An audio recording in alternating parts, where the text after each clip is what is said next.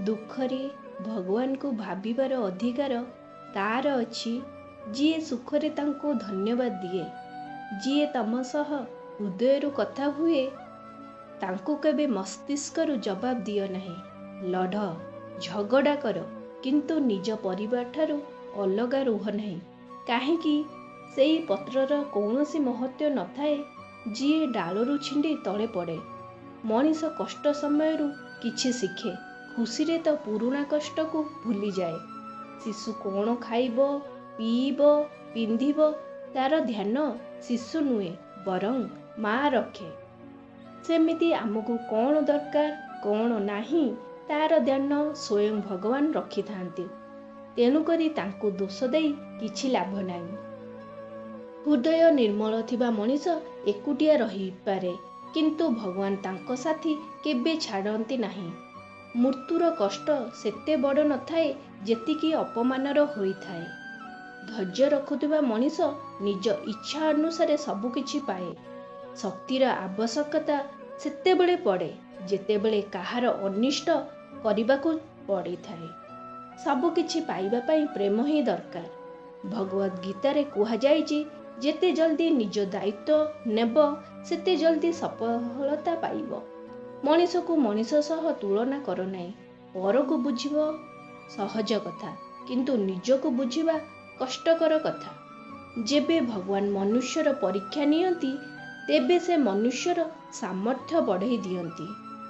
ଯେତେବେଳେ ମଣିଷ ବଡ଼ ମଣିଷ ହେଇଯାଏ ସେ ନିଜର ଔକାତ ଭୁଲିଯାଏ। ଭରସା ଭଗବାନଙ୍କ ଉପରେ ରଖ, ମନୁଷ୍ୟ ଉପରେ ନୁହେଁ। କାହିଁକି ମନୁଷ୍ୟ ଧୋକା ଦିଏ କିନ୍ତୁ ଭଗବାନ ନୁହେଁ। ସମସ୍ୟା ଦେଖି କେବେ ଜୀବନରେ ହାର ମାନ ନାହିଁ, କାରଣ ସମସ୍ୟା ଭିତରେ ସମାଧାନ ଥାଏ।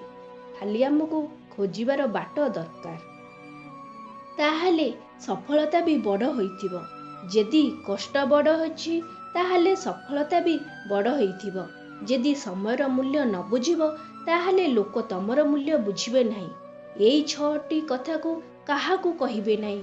ନିଜର ରହସ୍ୟ, ପରର ରହସ୍ୟ, ଘରର ରହସ୍ୟ, ନିଜର ସମ୍ପର୍କ, ନିଜର ଭୟ ଏବଂ ଦୁର୍ବଳତା, ଆଉ ଶେଷରେ ନିଜର ସ୍ୱପ୍ନ ଏବଂ ଲକ୍ଷ୍ୟ।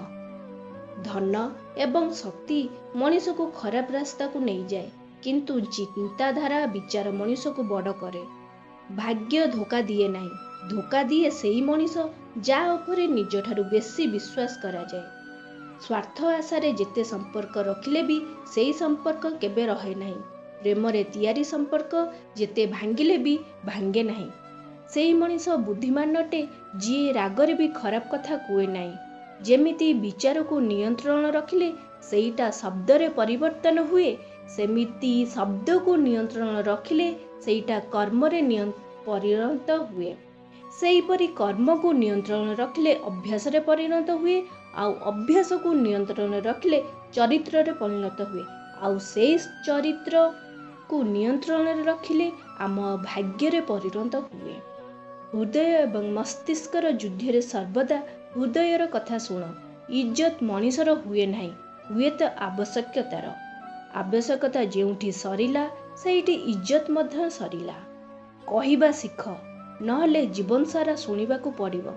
ଉଡ଼ିବା ଖରାପ କଥା ନୁହେଁ, ତମେ ଉଡ଼, କିନ୍ତୁ ସେତିକିରେ ଉଡ଼ ଯେତିକିରେ ତମକୁ ନିଜ ମାଟି ଦେଖାଯାଉଥିବ। ଭଗବାନଙ୍କର ନାମ ନିଅ। ଜୟ ଜଗନ୍ନାଥ। ନମସ୍କାର।